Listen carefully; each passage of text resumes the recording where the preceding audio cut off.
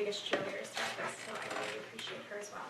Pam Markenheller, class of 67, and Thomas Jubon, beloved English man and letter press enthusiast, who also have been quite supportive throughout all of this. I'm so thankful to you. Kristen White in the communications office, for also being very upbeat and allowing me to pursue my love for publications in context to my SOMSI symposium. Linda Pierce, who helped to spread the word about the symposium to alumna. Nancy Pelays for helping to coordinate outreach for this. Giselle Voyagen for all of her help with my research. I probably would have been lost without her. And then finally Elizabeth Morris from the Yale Center for Share. So thank you so much to all of you. So my SOMSI internship. It has a lot of different pieces that go into it. And I don't know if it said that a lot about my ability to weave different things together in this, but I felt like I was running everywhere throughout all of this. One of the places I ran to in the fall was Hillstead itself, which is this lovely place. And it was truly wonderful to be able to visit every Sunday. Those Sundays I did work at Dinner on the Hill, which is this event. I helped to serve 200 different people on a beautiful event overlooking Farmington. And then, so that was the public programming side. And then on my Wednesdays, this is not an art show, this is a hat, just so you know. I photographed hats as part of archival work, and that's not a flower, that's a headpiece sort of thing. So I also tried on some of the hats too, which was fun. So I worked on that side, and then I also helped this man who had a hard time with technology to put together a presentation about Downton Abbey and relating Downton Abbey to the servants of Hillstead. So that was pretty interesting. And then another big part of my internship was work with the Westover Hillstead Connection Project.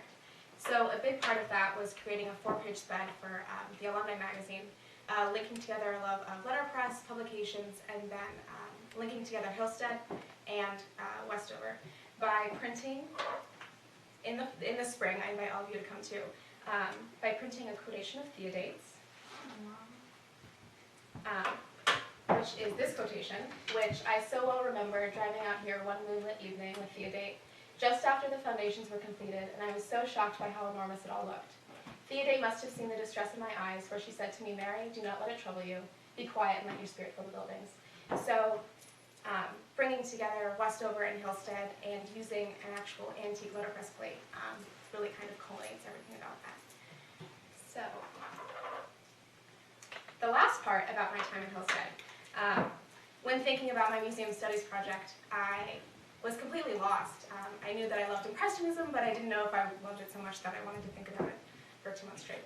So I saw this painting, and it is called Nicholson's Morris Dancers at London Palace, and it's hidden in Hillstead in like sort of like a side alley, and I'd never seen it before during my extensive visits to Hillstead.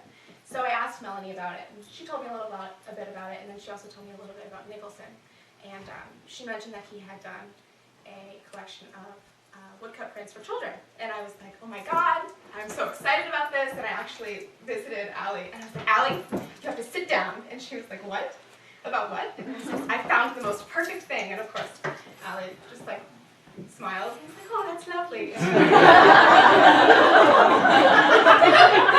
Where I was expecting like some sort of like, oh my God, like I'm gonna stand up with you and shout and use my hands a lot, like I was doing. But nonetheless, it was this painting and then Melanie's help that I found an alphabet, which I will now tell you about. Nicholson's Deviance, the search for a moral message in William Nicholson's An Alphabet.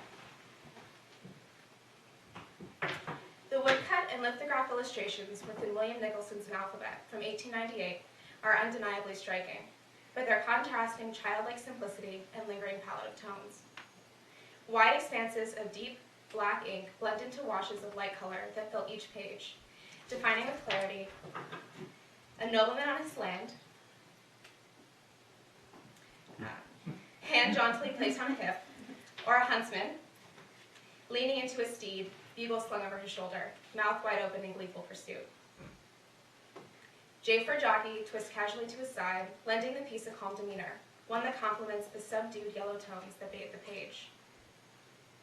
The publican, with his swelling gut and drooping chin, grasps a pipe in his hand, while the idiot threatens to stumble into the following thread. In the original edition of An Alphabet, Nicholson curiously wished to portray a series of morally deviant types. The chronic alcoholic, the toper, was suggested for T, while an executioner was originally supposed to serve as the illustration for E. Heinemann, his publisher, rejected a total of 4 of Nicholson's ideas for illustrations. The watchman was switched to waitress, gypsy was switched to gentleman, and because he specifically felt that the iconography tied to alcoholism and capital punishment were unsuitable for children, changed topers to trumpeter and executioner to earl. It was observed that executioner was too gory for juveniles, and toper would worry parents. Nicholson's prints resonate with the historical precedent, that of the chapbook, which aimed to teach children moralizing messages with a combination of image and text. Moralizing rhymes are absent in Nicholson's illustrations. The absence of a moralizing message in conjunction with the deviant types that Nicholson elected to portray, such as the toper and the executioner, can suggest that an alphabet is truly void of didactic truth. And yet, it is in these deviant types and the simplicity of the pages that the moral message in Nicholson's An Alphabet is hauntingly present. The true message for children is thus discovered both in the formless caricature of Nicholson's types and the public figures who served as the models for the stereotypes Nicholson portrays in An Alphabet. In the creation of An Alphabet, Nicholson looked to a lengthy historical precedent, namely the children's books and primers that were created much earlier than the Victorian period. Each early 17th century primer had a page that was devoted to the alphabet, and was usually followed by a chapter containing word fragments. Then, the author independently decided the rest of the content, though most books universally contained religious and moral prose and verse. The most prominent aspect of a children's primer, however, was the familiar picture alphabet, a series of 24 pictures, each accompanied by a 2- or 3-line jingle. Each small example of pithy poetry had its own distinct character, and aimed to teach a different message. However, image and text always combined to convey a message. In this New England primer example from 1800, the letter A at the top of the page is paired with the rhyme, I quote, "At Adam's fall we sinned all," end quote, and a small illustration of Adam, Eve, and the serpent, naturally reminding the child of the Old Testament story of original sin. The pictures that were paired with each letter were meant to be expressive and illustrative in manner, and even more so for the religious ABCs. A youth speller was meant to teach a child to read and spell yes, but it was also meant to serve as a moral guideline, primarily in the context of religious anecdotes. From the 17th to 20th centuries, the ABC primer evolved into the less pious chapbook, a small book containing ballads, poems, tales, or tracts. In Q is a Quaker from the mid-19th century, the drawing of a woman with a stiff posture is paired with the rhyme, I quote, "Q is a Quaker, both stiff and upright," end quote. The text refers to Quaker scruples of moral uprightness, while the image corresponds to the literal meaning of the text. Text and image, in the Q is for Quaker example, seamlessly combine to convey a religious value. As a result of the ease with which it was possible to attain one, the chapbook reached its height during the 18th century. Though the subject matter of chapbooks was quite varied, each chapbook brought high art to the masses in an easy, digestible manner. The chapbook was the manifestation of a wide interest in pop culture in the middle decades of the century, and served as a synthesis of moral ideas, engaging artwork, and didactic lessons. The text in such books could range from nursery rhymes to folktales, poetry and children's literature, and the imagery was simply and crudely colored to keep the prices low and to maintain the simplicity of its message. Text and imagery combined in the form of the chapbook and its relative, the ABC speller, to convey moral messages with clarity.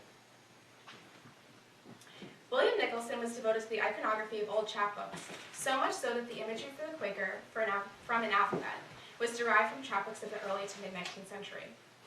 Nicholson was producing a high-end chapbook, one that needed to appeal to the adult who was buying for the child rather than for the child herself. It is imperative to note that An Alphabet deviates in other ways from the chapbooks of the past. It was not meant to teach children to read or spell out sounds.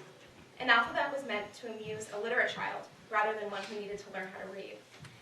Rather, it was not a didactic publication, but a glorified picture book. Like the chapbook, an alphabet brought high-quality art to the masses in an easy, digestible, and portable way. Nicholson dispensed with the traditional rhymes and established motifs, and took artistic liberty by updating the dress and personalities of many of the figures. Nicholson recognized the danger of sticking too closely to archaic prototypes, and as a result, portrayed real people in contemporary clothes. An alphabet must have differed greatly from the chapbooks Nicholson must have read as a child, or even the contemporary books of the time. He paired his A not with a two-line jingle or a religious lesson, but instead with a bold, woodblock print of a pavement artist, and a simple description, A was an artist. Because Nicholson removed the didactic rhyme, the moral message of his children's book seems to be lost. The loss of that message may be fostered by Nicholson's simplified representation of forms, and further, forms that in their very essence recall a deviation from moral righteousness. Therefore, the toper's alcoholism and the executioner's brutality seem to diverge from the predetermined moral path of Victorian England, a message that can be only underscored by the absence of a moral message. Nicholson's choice of a toper, or a hard drinker, as an illustration for his children's book may call attention to a moral deviance, but certainly not a social deviance from the norm in Victorian England. Drinking constituted a major 19th century preoccupation. In 1853, more than 70% of the working class men in Derby passed their evenings in pubs, and a family usually spent a third and a half of its income on alcohol. The contemporary stereotype for the drunkard, according to Richard Newton's 1875, The Giants and How to Fight Them, was of a man, quote, with his face unwashed, his beard unshaven, and all tangled and matted, unquote. Most importantly, though, alcoholism had a far-reaching effect on the man's family as well. According to Newton, quote, the rest of the children were crowding up in the corner, pale and frightened, but each holding on to a dry crust of bread, their faces thin and sickly, unquote. The man's children feel the effects of his alcoholism just as he does, if not more so. In The Home of the Drunkard, Newton claims that, quote, misery and wretchedness were plainly seen there, among them, as if written with a sunbeam, unquote. It has been argued by contemporaries that the cause of alcoholism's prevalence in England at the time was no doubt an unfortunate historical tendency made much worse by intolerable living conditions, and such living conditions were clearly displayed in pop culture portrayals of alcoholism and drunkards. William Hogarth, a prominent English painter, cartoonist, satirist, and editorial critic from the 18th century, too responds to this moral deviance in his Gin Lane and Beer Street, and offers a wealth of descriptive detail to point to an obvious moral. Hard liquor leads to crime, poverty, and illness. Lower proof liquor, such as beer, was contrariwise deemed helpful by temperance activists. The detrimental effect of alcoholism on the drinker's family is also evident in Hogarth's examples, as a mother is seated on the steps in a stupor in Gin Lane from 1751, in the middle of the image, and is completely oblivious as her child falls off the steps and into the embankment. This scene depicts squalor and disparity, as the only establishments that flourish are those that belong to the gin seller, the pawnbroker, and the undertaker. The pawnbroker is shown on the far right with the like vase in the thing, and then the undertaker you can see in the back of the image as he's putting a body into a coffin, and then on the far left where the child is falling into, that's the gin seller. Hogarth's Gin Lane was created in support of the Gin Act, which meant to impose high taxes on distilled liquor. Gin was a major problem at the time. Its high proof meant that inebriation was only a few drinks away, and therefore a quick means to an end. Much quicker, therefore, than lower proof beer. Beer is represented in Beer Street as being healthful and harmless. The inhabitants are healthy and nourished by hearty English ale, art is created, and the only business that is in financial trouble is that of the pawnbroker, with the crosses with the balls. In Beer Street, the ruined city shown in Gin Lane is now operating smoothly and efficiently. Hogarth's illustrations, like Nicholson's, lack didactic rhymes, and yet there's no question of Hogarth's moral message. In Nicholson's portrayal of Tea for Topers, however, the dispensing of the moralizing rhymes that had accompanied the letters in the past now served as a disadvantage, for the illustration would have never been excluded from lithographic editions if it had been allowed to retain its traditional moral injunction. An example of such a moralizing rhyme could have read, quote, mind little folks, the drunkard can never inherit the life that endureth forever. The drunkard's mouth is wide open in jolly glee, and he holds in his hand a full glass. He is not portrayed in misery, nor is he portrayed in wretchedness, and instead looks as if he is simply cavorting with a friend.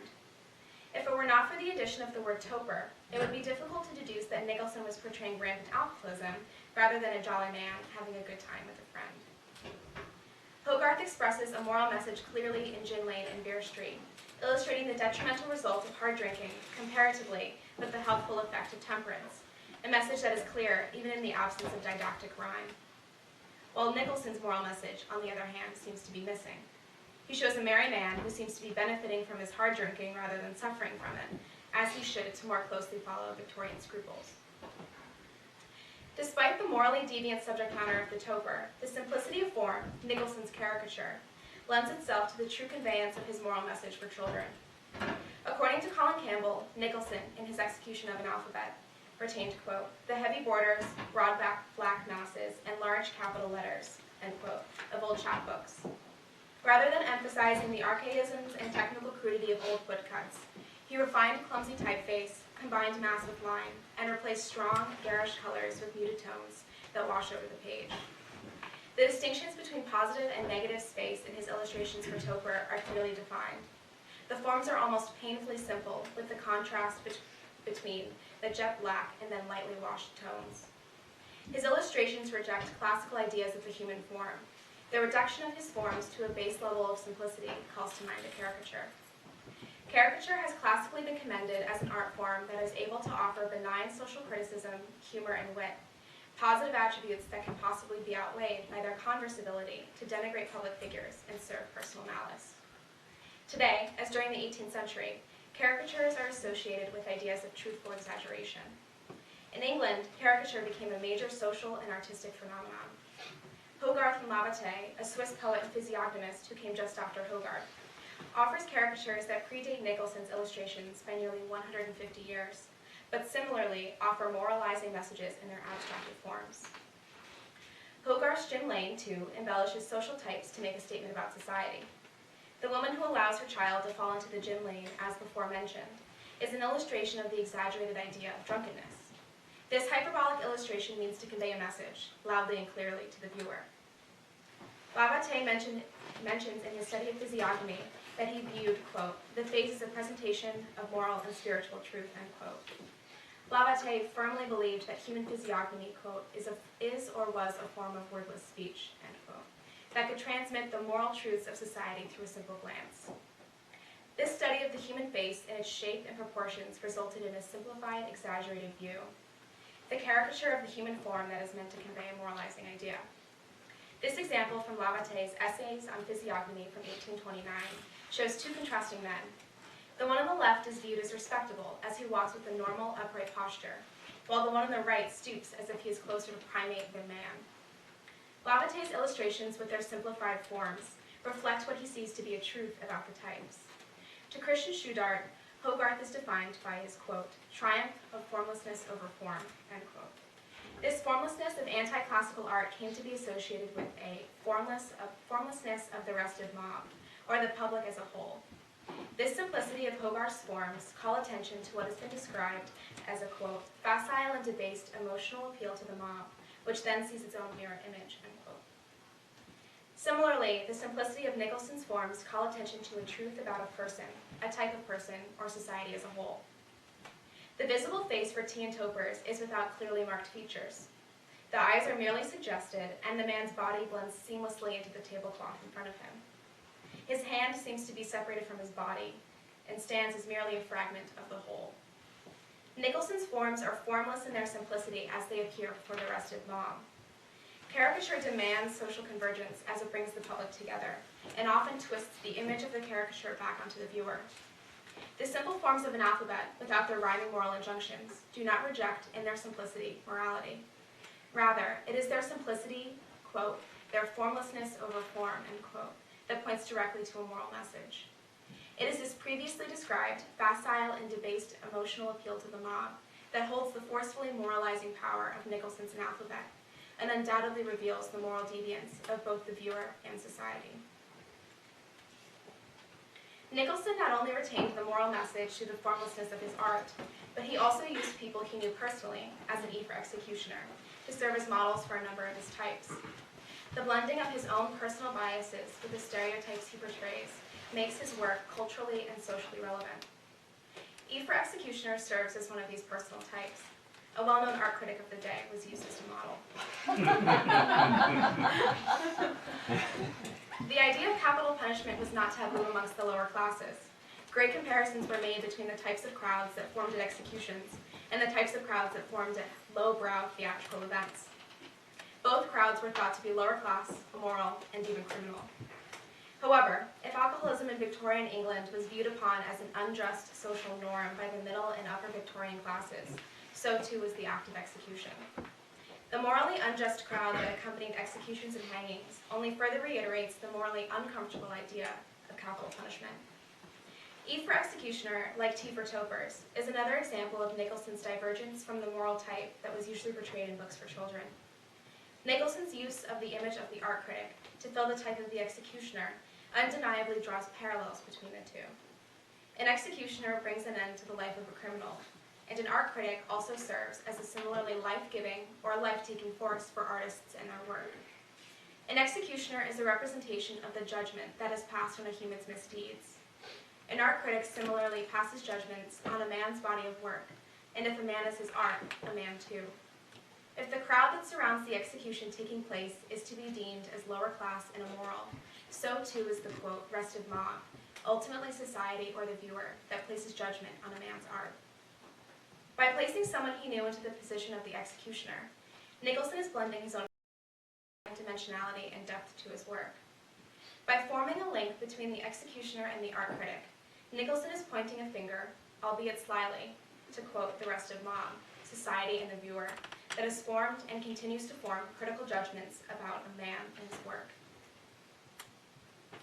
William Nicholson's An Alphabet, a collection of woodblock and lithograph prints for children, forms moral injunction through the use of simplified forms and deviant types.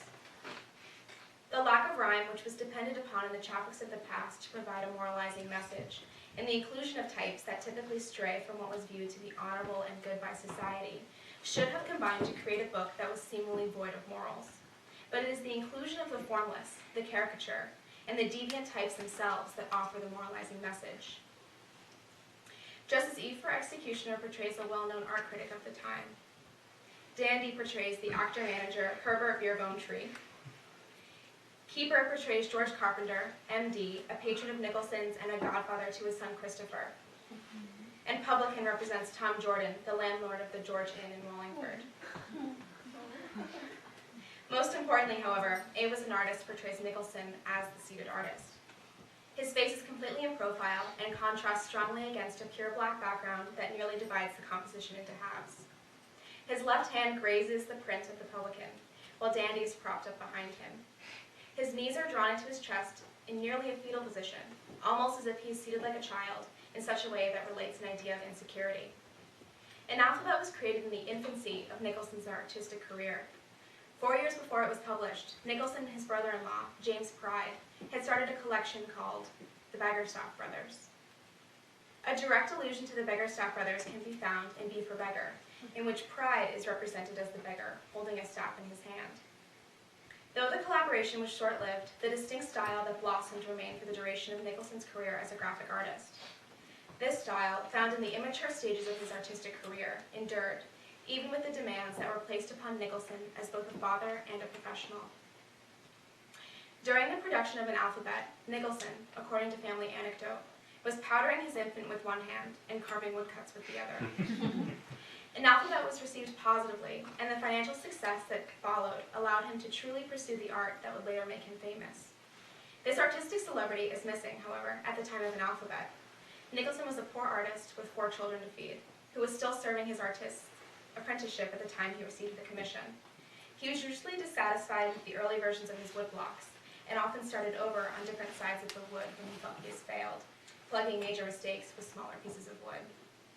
Nicholson's insecurity as an artist and his raw, newborn artistic vision are evident in the first letter of the series.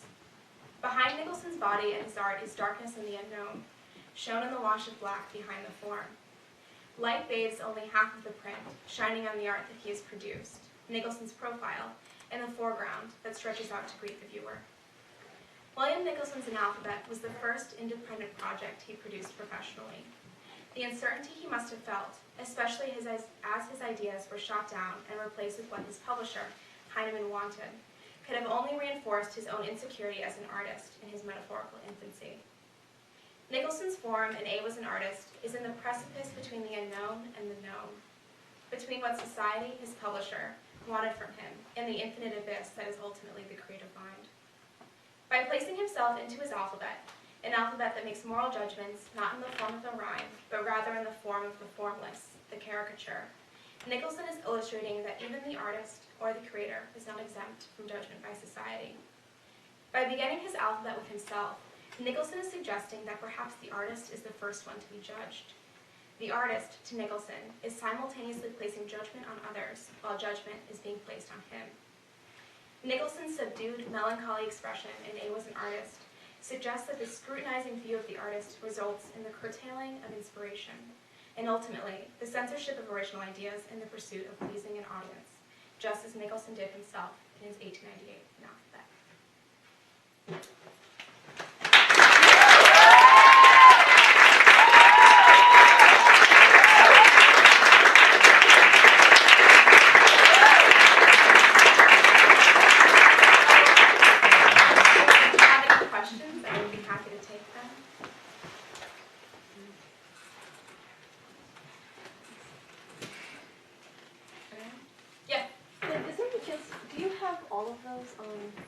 Is there any chance we could see all the slides just very quickly?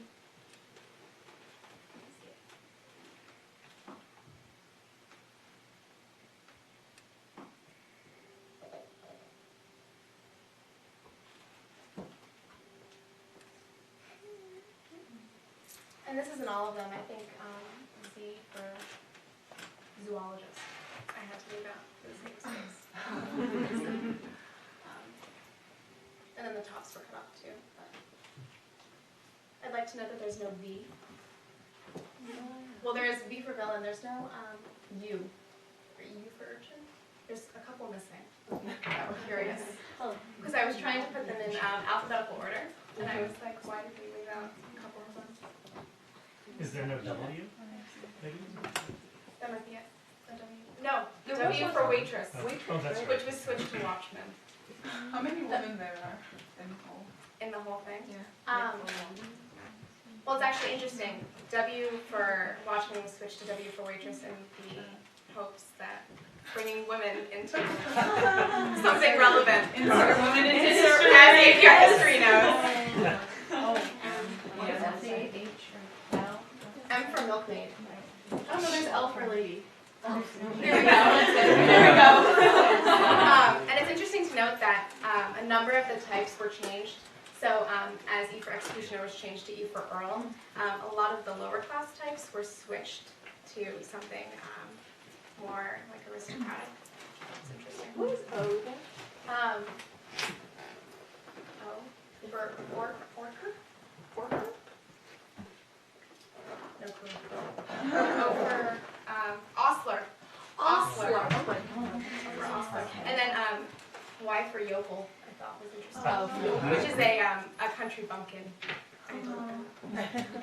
All of them is like Y is for yokel and E is for executioner. Is there any reason that A Was an Artist was different? Allie and I, when the number of times that we've gone over it, for a children's book, it seems haunting, sort of, that he would put himself in the past tense. And it's not that he was necessarily fearing death at the time, because he was quite young. So I think it's definitely interesting. Yeah. And Allie and I were both like, oh my god, this is so haunting. Like, a number of times throughout the thing. Well, it sort of connects with what you're saying about it being sort of beginning of his career.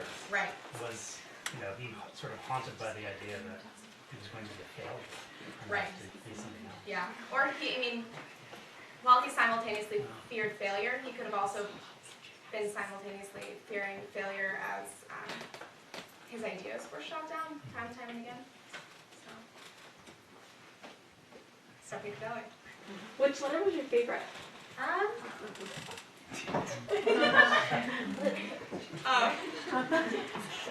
Abby was laughing because I told her not to ask me that question. I really like A Was an Artist because I think it takes a lot of guts for an artist to portray himself in something that he wasn't supposed to portray himself in. But then, of course, knowing me, I like all the inappropriate ones too. Any of you know me. So I do like the Jolly Alcoholics a little bit, and I do like the Gypsy too, and also the Idiot, because I think, you know, I saw them as being kind of, I thought they were interesting, like Native American sort of visual cues, Yeah. and I wondered if that was any sort of racial bias. I also thought it was interesting that there were no, I mean, not interesting for the time perhaps, but looking back on it, that there were no racially inclusive types as well. Because I know that if a children's book was made today like this, it would have to include absolutely everything. So. Dad, do you have any questions?